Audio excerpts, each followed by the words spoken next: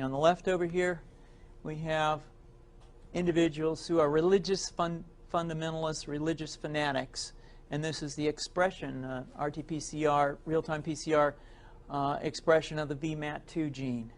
Over here, we have individuals.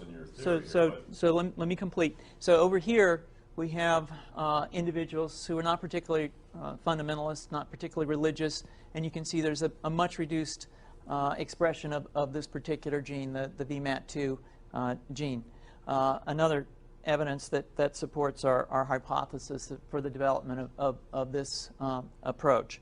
What you see here is by spreading this virus, we're going to eliminate individuals from donning on a bomb vest and going into a market and blowing up the market. So our hypothesis is that these are fanatical people, that they have overexpression of the VMAT2 gene, and that by vaccinating them against this, we'll eliminate this behavior. So we have some very, very remarkable data in this next slide. Here we have two brain scans. These are fMRIs.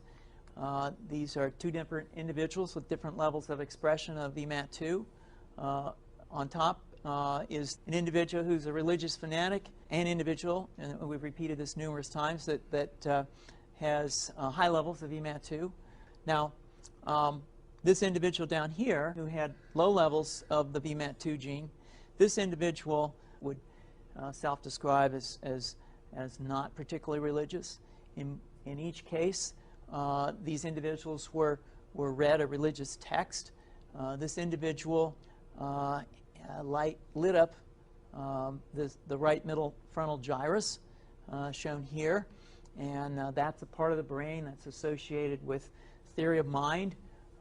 It's a part of the brain that has to do with intents and beliefs and desires.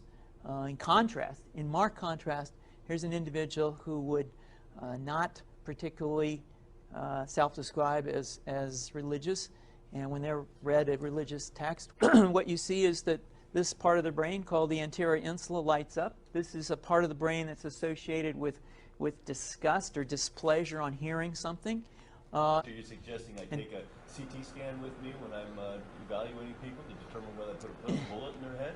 So the data that I'm presenting here supports the concept that we're proposing, and I think that we would not propose to do CT scans or fMRIs on individuals out in the hinterlands of Afghanistan. The virus would immunize against this VMAT2 gene, and that would have the effect that you see here, which is it's essentially to turn a fanatic into a normal person. And we think that will have major effects in the Middle East. How would you suggest that this is going to be dispersed, the aerosol?